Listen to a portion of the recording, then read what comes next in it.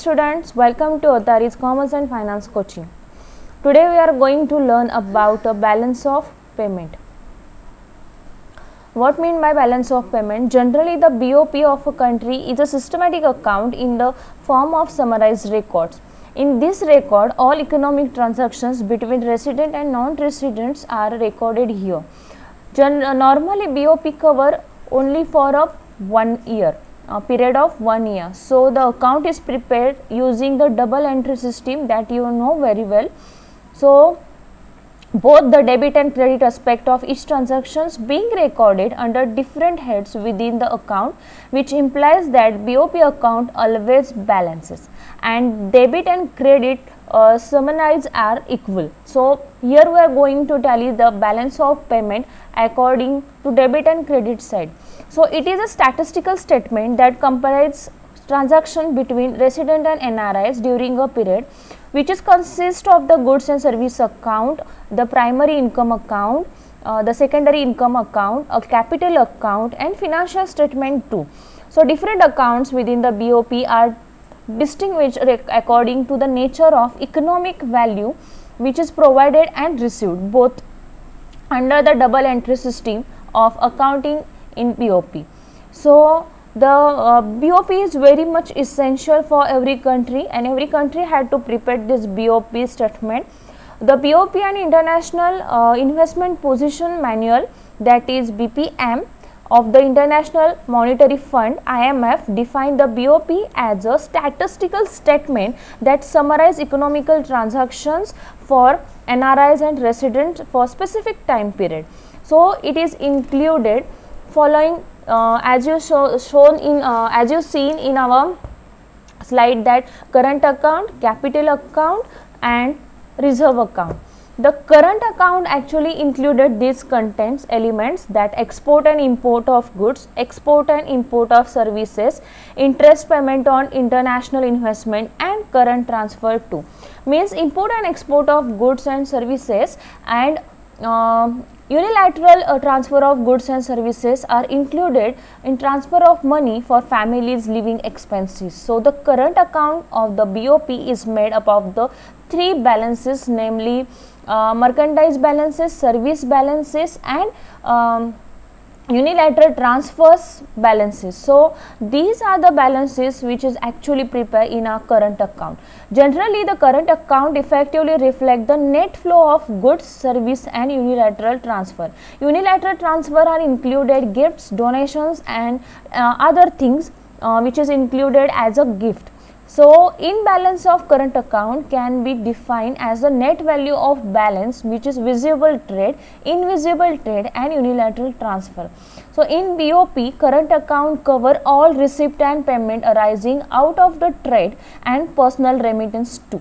Means BOP in BOP, current account included all receipt and payments which you learn in before our semesters, receipt and payment side. So these receipt and payment side are included in our current account.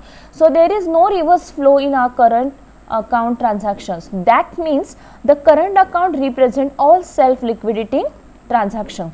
Generally in current account there are four things are included, that is export and import of goods, export and import of services, interest of payment on international investment and current transfers. So this is our current account. Next one is a capital account. So what mean by capital account? It is a record of all international transactions that involve creation of asset and liabilities in foreign currencies. So this transaction involve a reverse flow. For example, suppose a loan taken in a foreign currency create a ready inflow with a corresponding future liabilities of different liabilities. So on maturity of the loan, the reverse or outflow would be take place. Means the capital account does record all receivables and payables which would impacted on the demand and supply equilibrium in the future. So the classification of transaction as either current or capital, therefore it does not depend on the nature of asset but on the nature of transaction. So capital account included foreign investment, loans, banking capital, debt services and other debit capital, as it is included all receivables and payables which is actually impacted on demand and supply equilibrium in the future. So, this is our capital account. Next one is our reserve account. Reserve account actually known as a one kind of international asset and liability for such a transaction which the country's monetary authorities use to settle defect and surplus which is shown in our BOP. So, this account include the reserve account that the asset of the monetary authorities of the country uses to settle the defect that arise on the other two categories which is actually taken together. It means the reserve account are those financial assets that can be used as international mean of payment. So, it is held in three forms. That first one is foreign currency, usually always the US dollar is considered as a foreign currency, as gold, and as special depository receipt, that is SDR, which is borrowed from the IMF. So, reserve account is maintained for the changes in these countries' reserve which must have reflected the net value of all other recorded items of our BOP. So, this is our reserve account. So, BOP consists these three accounts: current account, capital account and reserve account. So, let's learn about our next point, that is defect in balance of payment.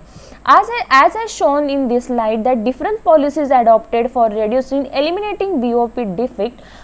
First one is monetary policy, second one is fiscal policy, trade policy and depreciation of exchange change. That is our clear definitions of our defect in balance of payment. Means if there is a change in these policies, it will impact a defect in our BOP. So, it is very much essential that BOP is in surplus or defect depend on the balance of autonomous items. So, BOP is said to be in surplus if autonomous receipts are greater than autonomous payment and in defects of vice versa. So, these BOP are in defect or surplus are shown by these four policies, and these four policies are impacted of our eliminating the BOP. So, I hope you understand it very well. The next point is currency convertibility. So, let us start the what mean by currency convertibility.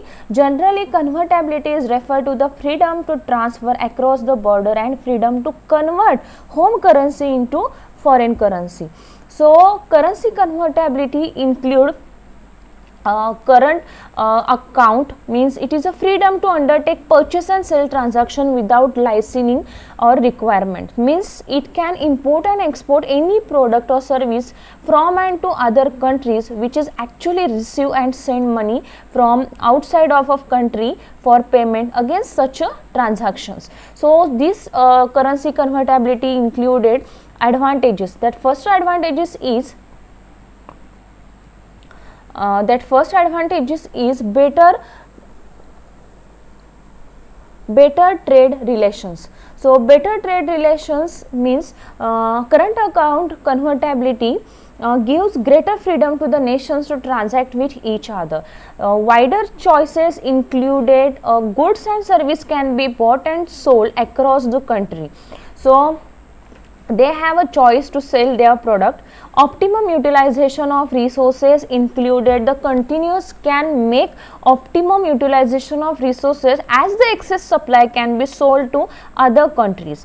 So, like these advantages, there are some disadvantages. The first one is threat to domestic industry from foreign competitors. Second one is dumping. Dumping included a competition and to enhance export, the domestic companies resort to dumping, which means is actually not in interested of consumer in the home market. So, it is called as a dumping. Next point is inflation in the domestic market, which is included due to enhanced export. There may be some scarcity of product in the home market which is leading to inflation in the domestic market.